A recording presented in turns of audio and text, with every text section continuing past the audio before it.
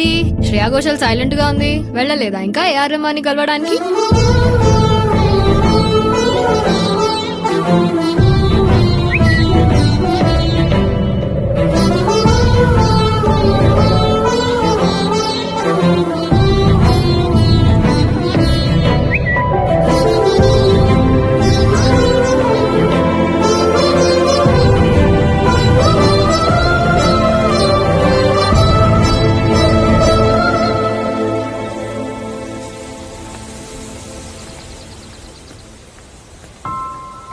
ఏమని మహా నీకు కాసేపు వస్తానంటావు, కాసేపు రానంటావు, ఎందుకంత కన్ఫ్యూజను?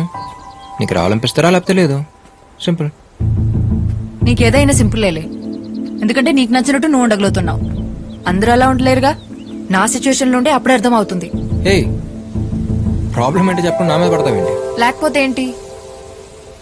నేను పుట్టగానే నా పేరేం పెట్టాలని ఆలోచించడానికంటే ముందే పేరుకు ముందు డాక్టర్ ఉండాల్సిందే అని ఫిక్స్ అయిపోయారు. అన్నప్రాసన రోజు అన్నిటితో పాటు స్టెథోస్కోప్ కూడా పెట్టిన ఫ్యామిలీ మాది. నా బ్యాడ్ లక్ కాకపోతే అన్నిటిని కాదని స్ట్రైట్ గా వెళ్లి స్టెథోస్కోప్ ని పట్టుకున్నానంట. కర్మ కర్మ.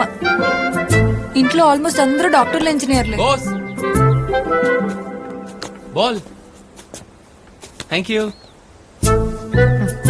వాళ్ళ అదృష్టం కొద్దీ సచిన్ టెండూల్కర్, సానియా మిర్జా మా ఫ్యామిలీలో పుట్టలేదు. పుట్టుంటేనా సచిన్ ని ఇంజనీర్, సానియా మిర్జాని డాక్టర్ చేసేసి వాళ్ళు మా వాళ్ళు. వాళ్ళకి కావాల్సింది నేను డాక్టర్ అయి పేషెంట్ చేపట్టుకోవడం, కానీ సింగర్ అయి చేతో మైక్ పట్టుకుని ఒక్కసారైనా పాడాలన్నది నా కల. అభి, వాళ్ళకి నచ్చినట్టు నా లైఫ్ ఉండాలనుకోవడం తప్పనట్లేదు. బట్ బతికే నాకు నా లైఫ్ నచ్చాలిగా. Sometimes I hate myself. ఇంతకు ముందుకి ఇప్పటికి ఒకటే తేడా. ఇదివరకు ఇలాంటి సిచ్యువేషన్ వచ్చినప్పుడు నాలో నేనే అనేసుకుని నన్ను నేనే తిట్టేసుకుని సైలెంట్గా ఉండిపోయేదాన్ని. ఇప్పుడు చెప్పుకోవడానికి నువ్వు దొరికావు, అంతే. నాకు మ్యూజిక్కి రాసి పెట్టలేదు అభి. వదిలే. పద. ఎక్కడికి?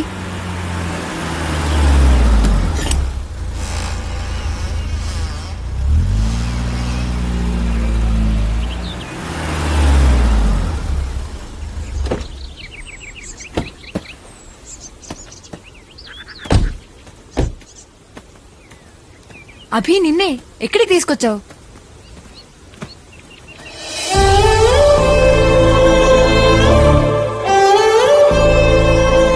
ఆరేళ్ళనుకోండి మహా. నాకప్పుడు అమ్మ చనిపోయింది. చనిపోవడం అంటే ఏంటో కూడా సరిగ్గా తెలియదు. ఎక్కువ ఏడిస్తే తిరిగి వచ్చేస్తున్నామని తెలియదు తను.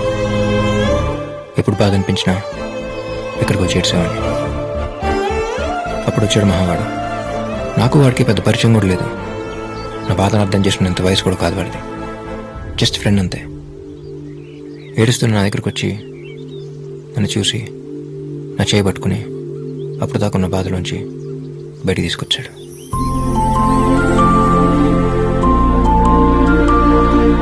లైఫ్లో ఇంకా బయటపడలేనేమో అనుకున్నాను. అంత సింపుల్గా బయటపడతాను అనుకోలేదు.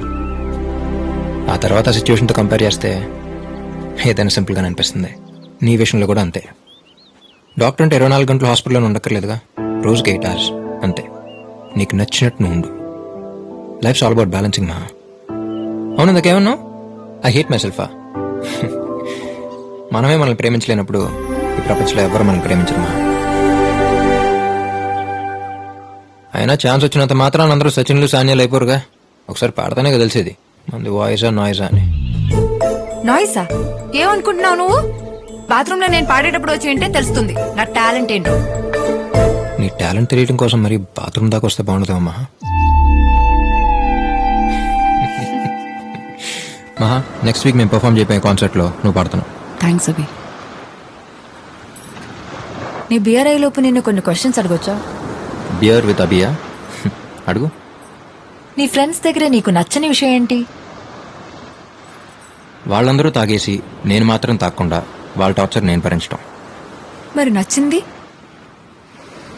నేను మాత్రం తాగేసి వాళ్ళెవ్వరూ తాగకుండా నా టార్చర్ వాళ్ళు భరించడం. ఫ్రెండ్ కి బెస్ట్ ఫ్రెండ్ కి తేడా ఏంటి? మన గతంలో జరిగిన కథలు చెప్తే వినేవాడు ఫ్రెండ్, కానీ ప్రతి కథలో ఉండేవాడు బెస్ట్ ఫ్రెండ్. నీ భాషలో చెప్పాలంటే మనం హాస్పిటల్ అడ్మిట్ అయినప్పుడు ఒంట్లో ఎలా ఉందరా అని అడిగేవాడు ఫ్రెండ్, నర్స్ ఎలా ఉందరా అని అడిగేవాడు బెస్ట్ ఫ్రెండ్. అభి మంచి ఫామ్ లో ఉన్నట్టున్నావు. ఏదో బేర్లో. మరి బెస్ట్ ఫ్రెండ్ కి లవర్ కి మన పక్కన ఒకరు ఉంటే బాగుంది అనిపిస్తే బెస్ట్ ఫ్రెండ్, మన పక్కన ఒకరు లేకపోతే ఉండలేమనిపిస్తే లవర్. నేను ఎవరైనా లవ్ చేస్తే తన దగ్గర నుంచి నువ్వు ఎక్స్పెక్ట్ చేసేదేంటి? ఏడవటం. ఏంటి? ఏడవటం. ఈ నవ్వు, కోపం, ఇష్టం ఇవేమైనా యాక్ట్ చేయొచ్చు, కానీ ఏడవటం మాత్రం యాక్ట్ చేయలేదు. మన కోసం ఒకరు ఏడుస్తున్నారంటే ఈ ప్రపంచంలో అందరికంటే ఎక్కువ వాళ్ళు మనల్ని ప్రేమిస్తున్నట్టు. మరి నువ్వు ఎప్పుడైనా ఏడ్చావా? మనకింకా అదృష్టం కలగలేదు. డోంట్ వరీ, తొందరలోనే ఏడుస్తావు. నువ్వు నా లైఫ్లోకి రావడం అన్నది ఇట్ మీన్స్ అ లాట్. ఫ్యామిలీని కన్విన్స్ చేస్తానా లేక డాక్టర్గా మాత్రమే కంటిన్యూ అవుతానా తెలియదు, కానీ రేపు నా ఫ్యూచర్ ఏదైనా మ్యూజిక్ని మాత్రం వదలను. బయలుదేరదామా? నాకు మహా మీద ఎలాంటి ఫీలింగ్స్ అయితే ఉన్నాయో తనకి నా మీద నుంచి అలాంటి ఫీలింగ్స్ ఉన్నాయనిపించింది. వాసుగారితో మాట చెప్పి ప్రపోజ్ చేసేద్దాం అనుకున్నాను.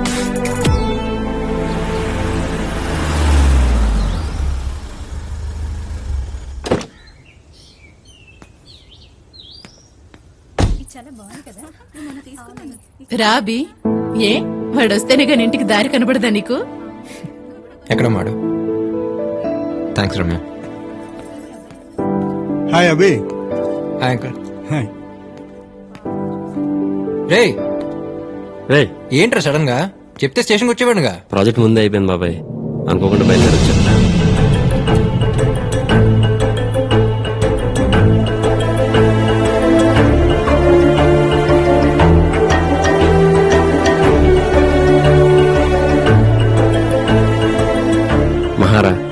మహా అభి నా బెస్ట్ ఫ్రెండ్. వాసు, మామయ్యాడు బయలుదేరుతున్నారా? ఒకసారి రా. బయలుదేరా.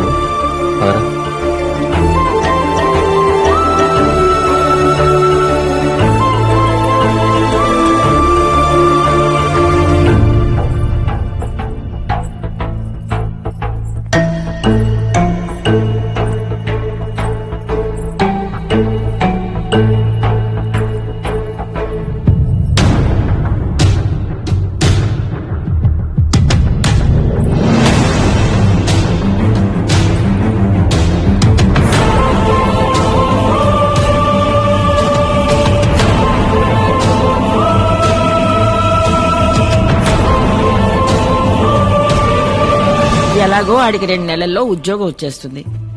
ఆ మాట అది అనేసుకుంటే 2 వైపులా వెతకడాలుండవుగా. ఏమంటావరా? నీకు ఇంకేం పనిలేదా బామ్మ? ఇంతకంటే ఈ వయసులో ఇంకేం పని ఉంటుంది? ఆ? చెప్పేందుకు ఏం జరగలేదురా. లాస్ట్ ఇయర్ పెళ్లికి వెళ్ళాను కదా ఇంట్లో వాళ్ళతో, మహా వాళ్ళ అన్నైతే. చాలా రోజుల తర్వాత మళ్ళీ తనని అక్కడే చూశాను. అప్పుడెప్పుడో వచ్చిన మిస్అండర్స్టాండింగ్ వల్ల మాటలేదు మా ఫ్యామిలీస్ మధ్య. ఆ పెళ్ళిలో మా బామ్మ ఎమోషనల్ పర్ఫార్మెన్స్ కి అందరూ సరెండర్. ఆ తర్వాత అకేషనల్ గా ఫ్యామిలీస్ కలవటం, మాట్లాడుకోవటం ఇలా చాలా జరిగాయి. మహాన్ చూసిన తక్కువ సార్లు, మాట్లాడుకుని చాలా తక్కువ మాటలు. కానీ ఎందుకో తెలియదు, తను నాకు బాగా నచ్చింది. తన గురించి నాలో నేను ఎలా అనుకోవటం తప్ప ఇలా అనుకుంటున్నాను మహాకి ఏమాత్రం తెలియదు. లక్కో గాడ్స్ గ్రేస్ మా ఎవ్రీథింగ్ లుక్స్ పాజిటివ్. నా విషయంలో ఇద్దరు ఫ్యామిలీస్ చాలా హ్యాపీ. నా అలాంటి ఆలోచన తనకేముంటే అసలు ప్రాబ్లం లేదురా. బట్ తన మనసులో ఏముందో తెలియాలిగా. చూద్దాం. సర్లే, నా సంగతి అలా ఉంచి నువ్వు లవ్లో పట్టవేంట్రా? ఎవరా అమ్మాయి? నా పరిచయం చేయవా?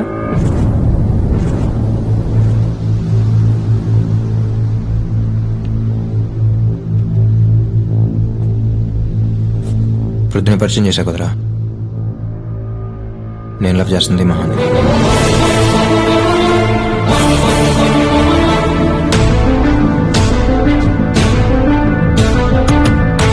రేయ్, నువ్వు మహాన్ లవ్ చేస్తున్నావు తెలియగానే నేను సైలెంట్ అయిపోయి సైడ్ అయిపోయి ఒక డ్రామా క్రియేట్ చేసి ఇలా యాక్ట్ చేయడం నా వల్ల కాదురా. పైగా నీతో నేను ఫేక్గా ఉండలేను. అయినా ఒక ఒక అమ్మాయి అందంగా ఉందంటే ఇద్దరు ముగ్గురు వెంట పట్టడం కామన్. తనకు లూకే చేయగానే మిగతా వాళ్ళు సైలెంట్ అయిపోట్లా. ఇది అంతే. కాకపోతే ఏంటంటే ఇక్కడ ఇద్దరం ఫ్రెండ్స్ అయ్యాం, అంతే తేడా. అంటే తనంటే ఇష్టం అని మహాతో చెప్పేసేవా? ఏయ్, ఏదైనా ఫస్ట్ నీకే కదరా చెప్తాను. తనకు నేనంటే ఇష్టం అని తెలుసు, కానీ అది లవ్ అని కాన్ఫిడెంట్గా నేనే చెప్పలేనురా. ఇంచుమించు ఇద్దరు సిచ్యువేషన్ ఒకటే. తన మనసులో ఏముందో తెలియాలంటే ముందు మన మనసులో ఏముందో తనకు తెలియాలిగా. అయితే ఇప్పుడు ఏం చేద్దాం? చెప్పేద్దాం.